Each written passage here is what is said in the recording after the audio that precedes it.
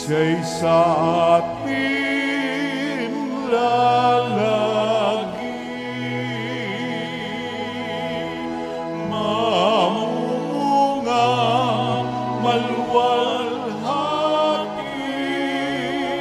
Alleluia, alleluia,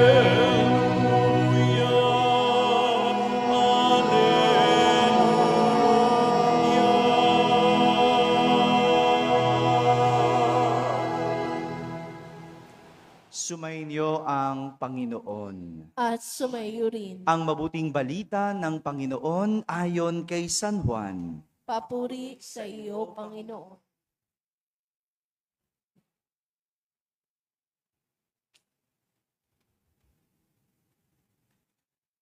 Noong panahong iyon, sinabi ni Jesus sa kanyang mga alagad, "Ako ang tunay na puno ng ubas, at ang aking ama ang tagapag-alaga.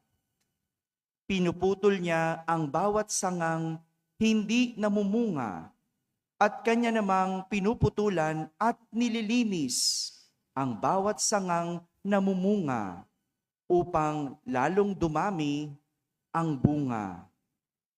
Nalinis na kayo sa pamamagitan ng salitang sinabi ko sa inyo. Manatili kayo sa akin at mananatili ako sa inyo. Hindi makapamumunga ang sangang hindi nananatiling nakakabit sa puno. Gayon din naman, hindi kayo makapamumunga kung hindi kayo mananatili sa akin. Ako ang puno ng ubas, kayo ang mga sanga. Ang nananatili sa akin at ako sa kanya, ang siyang namumunga ng sagana, sapagkat wala kayong magagawa kung ako'y hiwalay sa akin. Ang hindi nananatili sa akin ay itatapon at matutuyo gaya ng sanga. Ang gayong mga sanga ay titipunin at susunugin. Kung nananatili kayo sa akin at nananatili sa inyo ang salita ko, hingin ninyo ang inyong maibigan at ipagkakaloob sa inyo, na pararangalan ang Ama kung kayo'y namumunga ng sagana, at sa gayo'y napatutunayang mga alagad ko kayo. Mga kapatid, ang mabuting balita ng Panginoon. Pinupuri ka namin, Panginoong Hesukristo. Umupo ang lahat at makinig sa umilya. Magandang umaga po sa inyong lahat. Magandang umaga sa mga nasa barangay, sa mga nasa tahanan, na nagsisimba via online at sa lahat na nasa abroad. Sang magandang araw sa inyong lahat. Matapos mag-iwan ni Jesus kahapon ng salitang nakapagpapalakas ng loob o yung words of encouragement, iniwanan niya, hindi ba? Sa mga naririto kahapon, yung mga nakakaalala, di ba? Kahapon, nag-iwan ng salitang nakapagpapalakas ng loob si Jesus sa kanyang mga alagad dahil siya'y nagpapahiwatig ng pag-alis. Ngayon naman, tila nag-iiwan siya ng bilin sa kanyang mga alagad. Nag-iiwan ng bilin. Sabihin nyo nga po, bilin.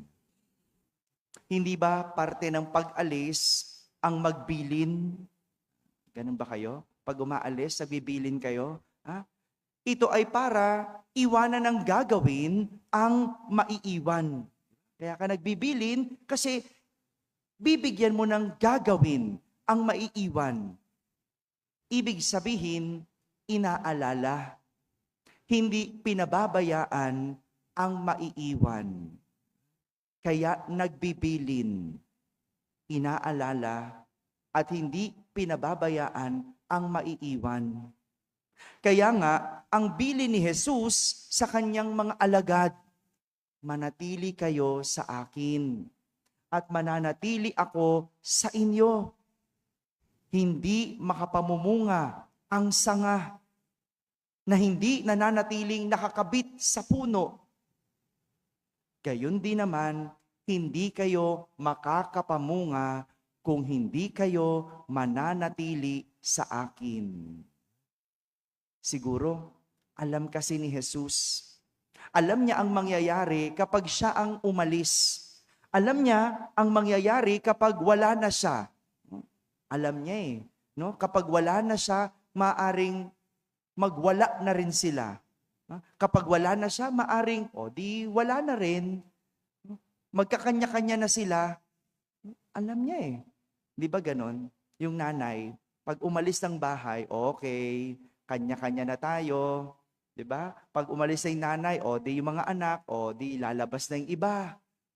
Yung iba, no, babalik na lang yan pagbalik ng nanay, di ba? Alam ni Jesus kapag hindi sila nanatili kay Jesus, mawawala sila.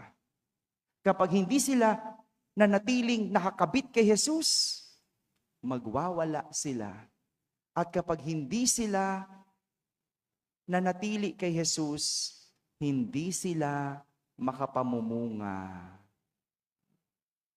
Di ba ganun? Parang yung anak, binilinan mo, anak ha, manatili ka sa bahay. Gawin mo ito. Maglaba ka. Magsaing ka. Maglinis ka ng bahay. Di ba? Tapos aalis yung nanay. No? Pag umalis yung nanay at hindi nanatili ang anak sa bahay, ano mangyari? Meron bang mangyayaring bunga? Wala. Anong gagawin ng anak? Lalabas. No? Maglalaro. Ano pa? Pupunta sa Divisoria. Ano pa? No? Kung ano-ano, tatambay. Kaya pagbalik ng nanay, walang bunga. Hindi nakapaglaba. Hindi naglinis ng bahay. Hindi man lang nagsaing. Tama ba yun? Di ba?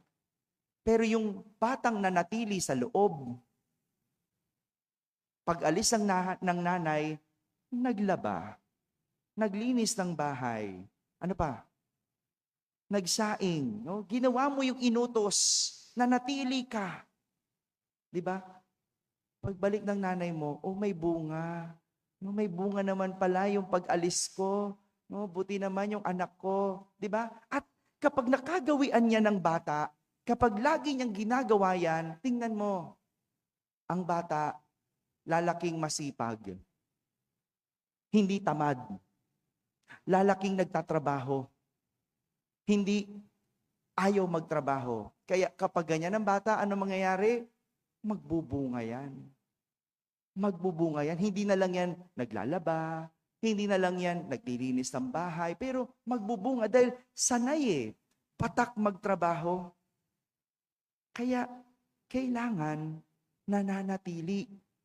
At ginamit ni Jesus ang imahe ng puno ng ubas.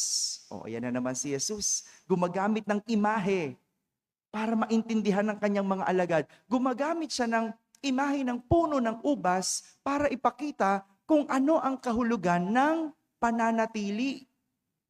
Ito yung pagkabit o pagkapit ng sanga sa puno para makapamunga. Pag ang sanga hindi nakakabit sa puno, meron bang bunga? Wala. At gaya ng puno ng ubas, hindi lang basta dapat nakakabit. Hindi lang. Hindi lang nakakabit para makapamunga. Hindi ganyan ang puno ng ubas. Ang puno ng ubas, dapat nakakabit at nililinis ang sanga para dumami ang bunga. Ayun ang susi. Nililinis. Inaalis yung mga dumi. Inaalis yung mga patay na sanga para makapamunga. Hindi lang basta nakakabit. Parang yung bata, di ba? Yung example ko kanina, parang yung bata, iniwanan mo, okay, nanatili sa bahay. Pero, anong ginawa sa bahay? Nanood ng TV. Anong ginawa sa bahay? Nag-computer. Anong ginawa sa bahay? Nag-Facebook ng nag-Facebook. Nanatili sa bahay, pero may bunga ba? Wala. Kasi anong ginagawa? Marumi. No? Facebook ng Facebook ka maghapon, hindi na yan maganda. Nood ka nood ng TV, okay naman manood, pero hindi na yan maganda. 'Di ba? Natulog ka maghapon, okay naman matulog, pero hindi yan maganda. Kaya dapat inaalis yung mga hindi maganda. Maliwanag? No? Nanatili ka nga, pero meron bang bunga? Wala. Wala ring pinagkaiba. Yung doon sa hindi nanatili. Kaya, hindi lang basta nananatili, inaalis ang dumi para makapamunga. Kaya walang silbi ang pagsisimba kung sugal ka ng sugal. Hello? Walang silbi yun. Alisin ang pagsusugal dahil yan ang nagbibigay ng bulok na bunga. Okay, bakit? Nagkapera ka nga, nalulung ka naman sa bisyo ng sugal. Bunga ba yon? Diba? Pag uwi mo, no, nagsugal ako. 5 piso lang ang pera ko. Pag uwi ko, naging 100. Well, okay. Sabihin mo na munga ang iyong 5 piso. Pero matamis ba yon? Sa huli, magbibigay yan ng mapait na bunga. Bakit? Lulong ka na sa sugal. O, bukas, susugal ka uli. O, namuhunan ka, gawin ko 50 pesos naman. Baka sakali, maging 500. O, talo ka na. O, 'di ba?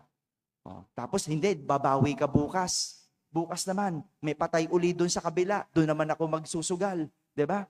O, gagawin mo, dahil natalo ka ng 50, gagawin mo 100. O, talo ka uli. Ubus na yung pinanalo mo. O, pero dahil gigil na gigil ka, babalik ka na naman. No? Asa ng matamis doon? Sa huli, naging mapait ang iyong bunga. No? Para sa ng pagdarasal, kung ikaw naman ay magnanakaw, no? Daming ganyan. No? Dami mong makikita sa social media, nagdadasal, maglalagay ng quote, no? Ng mga makadiyos, no? Magpicture pa, nagsimba, pero magnanakaw. No? Walang bunga dyan. Itigil ang pagnanakaw.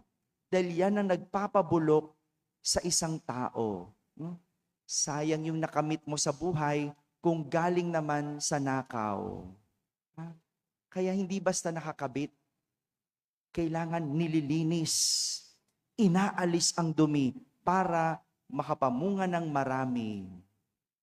Ang bunga, hindi minamadali at hindi pinipilit. Kailangan itong dumaan sa proseso. Dapat pinagtsatsagaan at kailangan inaalagaan. Sinasamahan ng pasensya at ng pag-iintay. Binubuhusan ng atensyon at binabantayan kung may pagkakataon. Higit sa lahat, ang bunga, hindi inaani ng wala sa panahon. Kaya, kung tingin mo, hindi ka pa namumunga, kung tingin mo, wala kang bunga, huwag mong pilitin dahil magiging mapait at maasim. Kapit lang. Ha? Kapit lang. Manatili. Dadating din ang araw ng anihan. Kung pakiramdam mo, ginagawa mong lahat at parang wala namang bunga. Kapit. Hindi pa panahon. Darating din ang panahon ng anihan at makikita mo ang iyong bunga. Amen? Amen.